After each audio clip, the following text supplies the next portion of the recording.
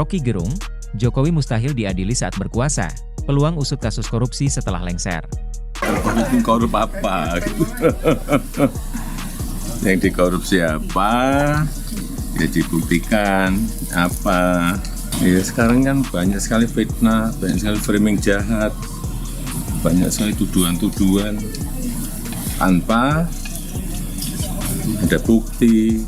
Kalau kita merujuk ke sejumlah indikasi yang menunjukkan bahwa selama 10 tahun masa pemerintahan Joko Widodo, dirinya kerap kali diduga menggunakan hukum sebagai alat untuk melegitimasi hasrat kekuasaannya, atau oleh sejumlah ahli ini disebut sebagai tindakan autokratik legalisme gitu ya.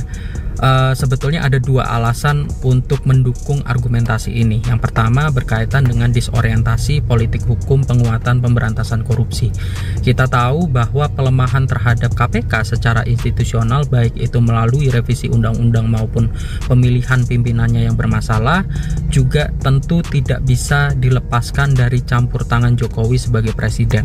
Ya pastinya segala sesuatu kalau nanti memang ada laporan, ada pengaduan, kami akan melalui mekanisme yang ada, ya. Tapi kalau memang itu hanya sementara adanya melalui media apa segala macam, ya kami tunggulah. Mungkin ada nanti pihak-pihak tertentu yang mau melaporkan tentang hal itu.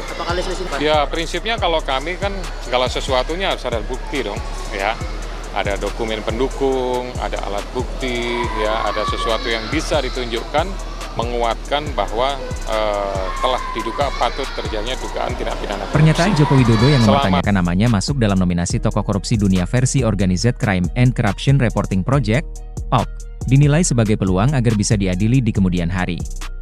Pengamat politik Rocky Gerung mengatakan bahwa tidak mungkin bila mengadili Jokowi apabila sedang berkuasa. Jadi, tidak mungkin ketika Jokowi memerintah lalu ada putusan pengadilan menuduh Jokowi korupsi. Itu konyol cara berpikirnya, katanya melalui akun YouTube-nya, Sabtu, 4 Januari 2025. Ia kemudian mengemukakan hal tersebut dengan mengingat kembali pelaporan oleh Ubedillah Badrun yang tidak pernah diproses KPK. Ketika beliau sudah lengser, maka ada kesempatan untuk mengingat kembali laporan dari Ubedillah Badrun. Ubed melaporkan kasus gratifikasi, kasus pencucian uang yang tidak pernah diproses di KPK itu, ditambah dia. Rocky lantas menyinggung pernyataan Jokowi yang pernah menyebut bahwa pemerintah tidak pernah melakukan ekspor nikel ke Cina dalam bentuk barang mentah. Cina bilang ada itu 5 juta ton justru, itu kan semacam manipulasi dan itu yang kita sebut sebagai korupsi, ujar Rocky. Hal lain yang disinggung Rocky ialah dugaan pengaturan konstitusi yang dilakukan Jokowi melalui Mahkamah Konstitusi untuk meloloskan putranya, Gibran Rakabuming Raka pada Pilpres 2024. Semua yang kita maksud dengan korupsi, itu didokumentasikan dengan baik di dalam laporan-laporan LSM Indonesia, katanya. Menurutnya, OCR memang melakukan survei dan menerima opini publik sebagai landasan untuk menempatkan Jokowi dalam deretan tokoh paling korup di dunia. Itu artinya, publik punya ingatan tentang korupsinya Jokowi lalu dibaca oleh sistem internasional, jadi memang begitu mekanismenya. Itu menakutkan para jongos Jokowi bahwa suatu saat mereka nggak bisa kendalikan opini publik kan, itu tur Rocky. Jadi, bukti bahwa Jokowi korupsi yaitu yang dilaporkan oleh OCR. Dari mana OCR dapat data itu? Ya dari data pembicaraan publik yang tidak mungkin disidangkan di Indonesia, katanya. Tidak ada bukti dalam laman resminya, OCR memang mengakui tidak punya bukti Jokowi melakukan korupsi. Namun, lembaga tersebut menjelaskan bahwa munculnya Jokowi dalam daftar tokoh paling korup dunia karena Jokowi dinilai telah melemahkan KPK. Jokowi juga disebut telah menggunakan lembaga negara, dalam hal ini Mahkamah Konstitusi, untuk memuluskan jalan putra sulungnya, Gibran yang kini menjadi wakil presiden untuk menjadi peserta dalam Pilpres 2024. Menanggapi itu, Jokowi menyebut bahwa sekarang banyak fitnah dan framing jahat serta tuduhan-tuduhan yang tanpa bukti. Yang dikorupsi apa?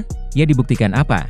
Diterang dia saat ditemui, Selasa, 31 Desember 2024, sore. Ketika disinggung dianggap memanipulasi pemilu hingga eksploitasi sumber daya alam, Jokowi mempertanyakan itu. Ya apa? Sumber daya alam apa lagi? Ucapnya. Jokowi mengatakan bahwa sekarang ini banyak sekali fitnah, banyak sekali framing jahat. Juga banyak sekali tuduhan-tuduhan tanpa ada bukti. Jokowi menegaskan semua orang bisa memakai kendaraan apapun, baik itu partai atau ormas untuk membuat framing jahat dan tuduhan jahat. Orang bisa memakai kendaraan apapun lah, bisa pakai ngo, bisa pakai partai, bisa pakai ormas untuk menuduh untuk membuat framing jahat, membuat tuduhan jahat-jahat seperti itu, katanya.